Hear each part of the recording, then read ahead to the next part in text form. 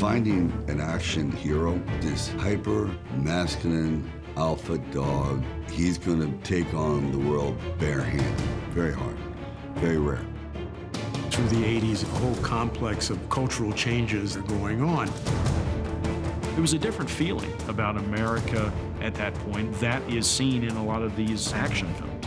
Once you found Stallone, once you found Schwarzenegger, once you found those guys, larger-than-life personalities with that tough guy persona, people embraced it.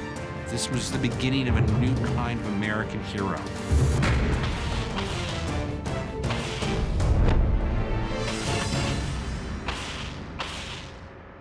In the late 70s, America was a country that in many ways was demoralized.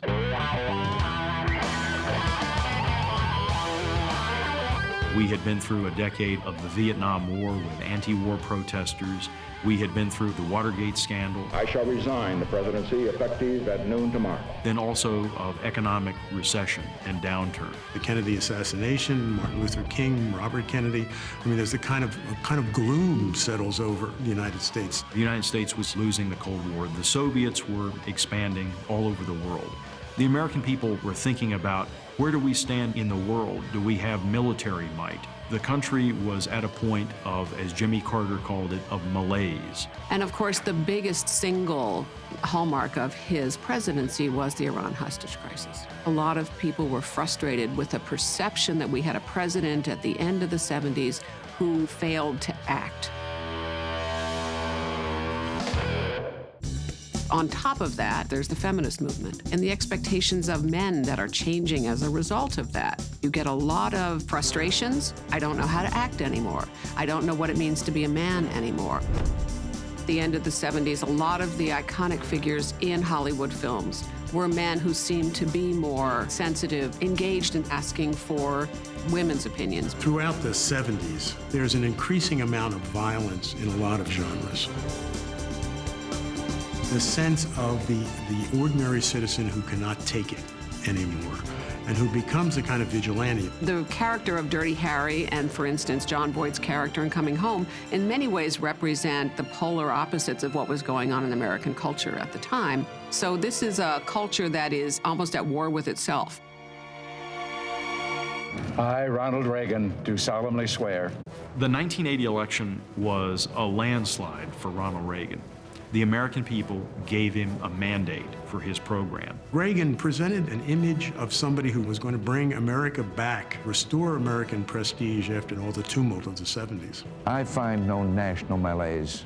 I find nothing wrong with the American people. The President of the United States represents that male figure. So when Reagan comes in, you know, there's a new kind of masculinity. The iconic photos, he's at his ranch chopping wood, or he's riding his horse, images that harken back to those characters that you see in the Western.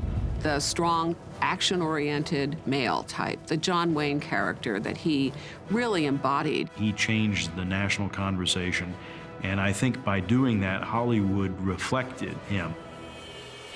First Blood is the movie that is on the cusp between what's happening in the 70s and what's happening in the 80s. It gives you a chance to look back towards the 70s, nodding towards the Vietnam War. You have a Vietnam veteran who has been abandoned by society. First Blood started off with, you know, essentially Rambo being against America. But he loves America, and, you know, that's the through line. The second part of the film becomes the movie that looks towards the 80s. When he says to the town, you drew first blood. What is Rambo trained to do? He's trained to fight back. And this is what he does better than anybody. Spectacular explosion scenes, the town is completely destroyed, and Rambo walks away unharmed. He becomes the then iconic image of the rest of the 80s action heroes. A man of skill, of strength, of action. It was a terrific character the audience could identify with.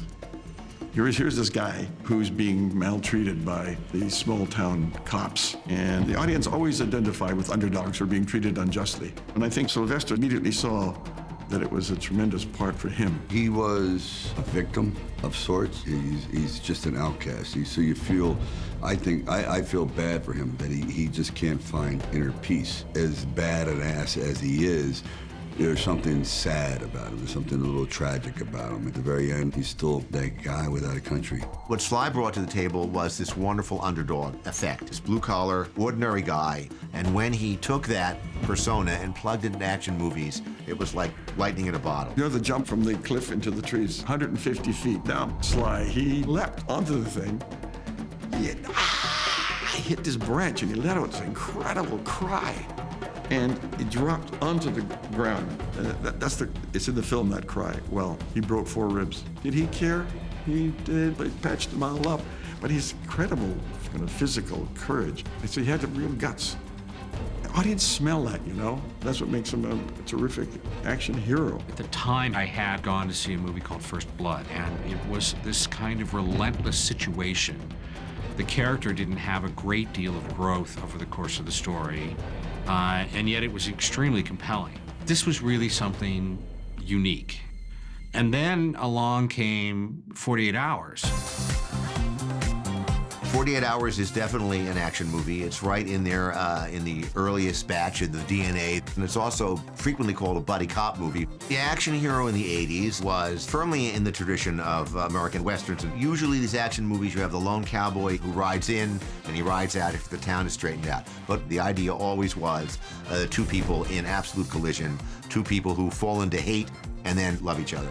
In 48 Hours, you have Eddie Murphy, who's like this rising star comedian, so of course we wanted to be as funny as possible, and we had all these debates about how funny can we be? Can we be funny right after a gruesome scene? And I would have to give Joel Silver the credit for saying, let's go pedal to the metal for the comedy and pedal to the metal for the action. We can always take some of the comedy out if we find it is sabotaging the action and the adventure. I think 48 Hours really was a breakthrough movie in that it was the first action movie to really be hard and funny at the same time. The 80s was a time when people recognized the impact of technology, the personal computer, the computerization of society. There was a pleasure in the advances of technology, but some social concerns about the impacts of that technology. And that indeed was one of the themes of The Terminator. Sci-fi is always about exposing the things that are going on in our culture, and Terminator started that sort of subgenre of technology panic in the form of this badass dude, Arnold Schwarzenegger, as the Terminator. He is the relentless machine who's going to kill humanity, and he doesn't care because he's a machine. He, in that Terminator role, embodies the things that so many Americans most fear: insensitive, machine-like automatons who are going to control our lives. And indeed, this is the message we're getting, is that it will kill us. If you were building a Terminator, you wouldn't hire me, you wouldn't hire Bruce. But you look at Arnold, he's just symmetrically perfect face and neck, and he looks like a machine. And then the tone of his voice, the mannerisms is very unique. That's why the 80s was a perfect moment for Arnold, especially with the 2 roles for Terminator and Conan. Both those films required like an extraordinary physical specimen. Another thing that's going on in the 80s is the growing interest in fitness. There's a whole sense in which people are becoming more aware of what they can do to modify their bodies. After the social and cultural turmoil of the 60s and 70s, I think the 80s became a time when people said, God, I'm tired of that. I just want to focus on myself. And so people's fascination and almost addiction to bodybuilding became a way for people to say, I'm working on me. And so the bodybuilding craze of the 1980s really went hand in hand with these action heroes who themselves became more buff, probably epitomized best by Arnold Schwarzenegger, who himself came to popularity entirely through bodybuilding. It was an interesting era, it really was. At that time, coupled with Arnold and Dolph Lundgren, this sense of body consciousness really came into its golden age, and it affected the way certain kinds of films were made. If you're gonna play the action guy, you had to step up and do it. If you're gonna play a physical being, you were physical. Once we get into the 80s, where your weapon was your body, so everybody had to go to the gym. It was de rigueur for all actors because the people in the audience were going to the gym. They want to say, well, I got better abs than him. Even though Conan and the Terminator were phenomenons, people were very insecure about putting Arnold in a role. he was having trouble getting considered for parts because they'd say, well, he has this accent, and he's such an unusual-looking person, I don't know whether he works in anything that's not this kind of a fantasy or science fiction thing. So got a call from Barry Diller. He had just taken over at Fox and said, I met Arnold Schwarzenegger at an event the other night, and I was just knocked out by how smart and amusing and intelligent he was. And I think if you can find a picture that this guy could fit in, a contemporary movie, right, that we can do for a price, I'll greenlight it. So we immediately went to the shelves. And there was one called Commando. The original premise of the film was a man who had done something in his past and came home and his family was gone. And then he was told he needed to do something if he wanted his family back. We had thought that the perfect guy for it was Nick Nolte. The character had gone a little paunch. That was the ticking clock. Was he capable of doing this thing? It was a rather different script than what the movie came because it had not yet embraced the kind of physical presence that Arnold has. So I acted the story out for him. And Arnold gave me a big look and he said, I like this part. I'm not a robot from the future, a caveman from the past. I'm wearing clothes, I'm talking to people, I'm going into shops and restaurants. It's a part John Wayne could do. I do this picture. Joel calls and says, we're going, it's green, it's at Fox, it's with Arnold Schwarzenegger, we start. It was beyond anything we could have possibly hoped for. But it absolutely changed the sort of fundamental underpinning of the movie because it no longer was a could he save his family, it was when is he going to save his family. So you pretty much can sort of set your watch. It's going to be in about 86 minutes, kids. But in the meantime, a whole mess of people are going to get killed. And that became the formula of the genre, which was how do you create a hero who you almost know the end of the story when the story begins, but if you have enough humor and you have enough situations that are larger than life, you're going to get something that people have fun with.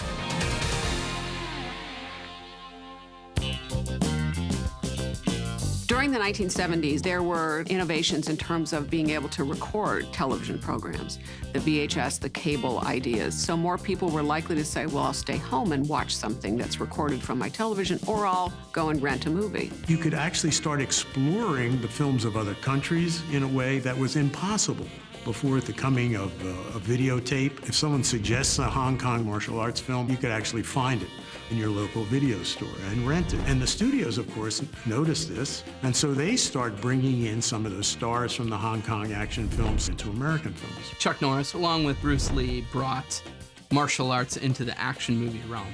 Chuck Norris was a real fighter, yet he made this transition where other actors who were fighters didn't.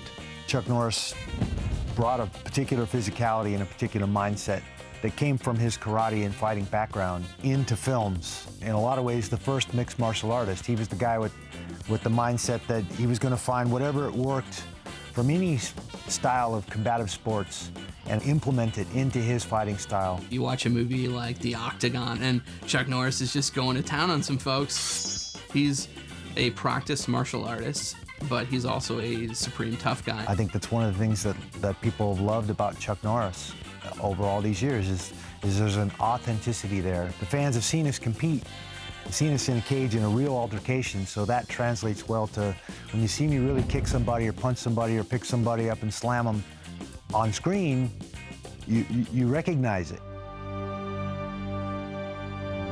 My father was drawn to Western movies. He saw himself riding a horse across one of those landscapes up on the screen. My father wanted to put a white hat on at the beginning of the movie and wear it throughout the movie, and ride in the third reel and save the day, and without a lot of ambiguity to it. He spent 7 years on the banks of the Rock River outside of Dixon, Illinois, from the time he was 15 till he finished college, and he was the lifeguard there. 77 people he hauled out of the water in those 7 years old. He became something of a local hero, naturally, given what he was doing, and I think he began to see himself as this guy who would, in a sense, ride in at the end of the third reel and save the day. By the time he got to the White House, that's how he kind of saw himself and how he was scripted. He loved playing the one who is devoted to truth, justice, and the American way. And so that because of what Reagan was articulating from the Oval Office, I think that Hollywood in many ways mirrored that. In First Blood, Part 2, Rambo is now a man who is more clear about what he wants. He's more clear about his relationship to the country. I think Rambo, from the first movie to the second movie, becomes an iconic character who represents American ideals. He fights on behalf of other veterans who were equally discriminated against, this time not by the United States, but by Vietnamese captors. This was, of course, a metaphor for what many people wanted in the country. Rescue the Vietnam War itself. We can turn this into a victory. Rambo became the icon for the rest of the decade's action heroes. It's a updating of the modern Western. It's the American ideal of the American male. The lone male who goes into town and faces all adversity, then rides out and asks no favor, no quarter, no regrets, and just on to the next adventure. There's not much ambiguity in those films, moral ambiguity. These were movies that Duke Wayne and Ronald Reagan would have appreciated because they liked those characters. They liked the fact that the American was the hero in the picture. When Reagan became president, the United States was losing the Cold War. The Soviets were expanding all over the world. Ronald Reagan had a view of the Soviet Union that was unique from all the other presidents. His strategy could basically be summed up very simply, and it was, we win, they lose. Reagan said the military needs to be rebuilt to be able to stand up to the Soviet threat. I urge you to speak out against those who would place the United States in a position of military and moral inferiority, to ignore the facts of history and the aggressive impulses of an evil empire, to simply call the arms race a giant misunderstanding, and thereby remove yourself from the struggle between right and wrong and good and evil. He felt that we could have peace by being strong ourselves. The U.S.-Soviet relationship plays out in action films because we want to see a simpler version of what is otherwise a very complicated geopolitical situation. We don't want to see army against army. We want to see the good guys and the bad guys. Rocky IV was influenced by Joe Louis, Max Schmeling fight in the 30s. You had an American fighter going against a fellow that was supposedly the poster boy for Nazi Germany, and the fight took on such tremendous proportions. Historically, it's one of the great fights because it was Hitler against the United States. It was just ready right before we entered the war. I thought, you know what, here we are again. We've learned nothing. So I thought, okay, let me just try the same thing. Now it's Rocky's representing America, and then you had the Russian, we had the Cold War. And I thought this would be kind of interesting. And at the very end, he says, look at this. I hated this guy, he hated me. It was just everything about it. It was how we can get caught up in our country's ideology and not be thinking straight. What I think worked is it deals with a pertinent subject that is actually topical. You've got these guys who very iconically kind of represent people that actually exist in real life to mirror what you're seeing on the news. If you could find somebody who was politically unwelcome in this country, you had a good bad guy. So whether it was someone who sort of seemed like Gaddafi, by the time you get to Lethal Weapon 2, South Africans became somebody because apartheid was clearly bad, so that your American guy can be going up against the world. These kinds of movies were resonating really quickly with an audience, not just in the United States. Foreign, they were doing huge business. Commando, we were sort of shocked. This movie made like 58% of its money overseas. And that little small bump sort of reinvented everyone's thinking. Those foreign distributors went mad. And I remember seeing the two producers with their backs up against the walls of the lobby, and these Japanese were waving checks in their face. I want this film, I want this film, I want, how much more of it? People realized that an action movie did not need subtitles. It didn't really need dubbing. It certainly helped having actors who had a gigantic film presence so that you could have a movie poster that was just them holding a knife with a little bit of war makeup on them, and people went. I think studio mentality changed at that point in time. And when it changed, sequels really started to be a big deal in the 80s. You could say, hey, well, now we can make these into franchises. We can make a lot of money, we can make a lot of money. It was definitely a thing where the bigger the spectacle, the bigger the movie was going to be. Blowing things up was a big deal. And it was outside the genre where you saw those kinds of things. So you didn't have to go see a Western, or you didn't have to go see a war film where those kinds of explosions were there. Now you could do it where you were blowing up a building in Century City. I remember audiences just shouting things out to the screen or applauding when a new weapon was used. You could feel the excitement within the audience. Action movies of the 80s was a Darwinian arms race, you know, where you had to like get bigger, louder. By the time we get to 1988, the actors are getting bigger and bigger. They have their shirt off for more and more of the movie. You can't just take out a gun. You have to have 2 guns. You can't just have a rifle. You have to have an assault one in each hand, plus a bazooka. It's like, stop the madness. General Secretary Gorbachev, if you seek peace, come here to this gate. Mr. Gorbachev, tear down this wall. As we as a country start to come down a little bit from the triumphalist side and want to concentrate much more on the possibilities of the normal person. As the Cold War started to die down, we needed a different hero, and you know, Bruce Willis in Die Hard is that new guy. John McClane, you didn't know whether or not he was going to actually get through it. He could get cut. He could bleed. With Die Hard was just a wonderful, perfect example of the right place and the right time, that Bruce was exactly right to play an everyman hero who was completely outmatched, doing exactly the opposite of what had been going on for the previous 8 years in the 80s, where you have a bigger-than-life hero who is an unstoppable machine. That's what made the movie work. That he rose to the occasion, that he overcame the overwhelming odds of not only the villains, but the authority figures also being useless for him. And what is it that happens in Die Hard that makes him a hero? It's not that he has weapons expertise. His strength is that he has values. America is never wholly herself unless she is engaged in high moral principle to make kinder the face of the nation and gentler the face of the world. In each consecutive film, there is this growing sense of Bruce Willis's character acting on behalf of others and acting out of empathy. That extended in the late 80s and into the 90s with the idea that we had this kind of kinder, gentler world. So it led to a chance for people to be more reflective and think about how do we take this victory and use it to make the country as a whole better, so that we feel better about ourselves without having to say we feel good because we're strong.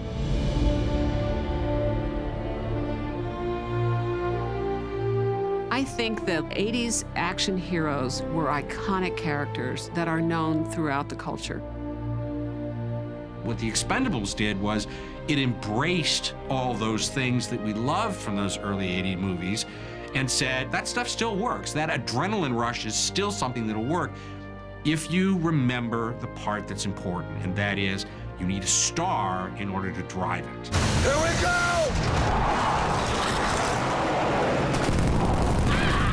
I think Arnie, Bruce, and Sly are sort of larger than life. I mean, when you meet them in real life, they look exactly like they do on the big screen, and they're big, muscly, huge personalities, and they just look like movie stars when you meet them. I think one of the favorite moments in Expendables 2 was when I got all the actors together, all those icons from the 80s, and it was actually quite moving to shoot because I knew it had never been done before, and probably may not be done again. What worked in the 80s and 90s was this kind of action. Every generation has to mine, develop, invent, embrace their own action heroes. And I think pretty much is what we have here is a revival, a one-time situation where you bring back the golden oldies, a one-time only situation of a bygone era. It's not going to be around much longer, so here it is.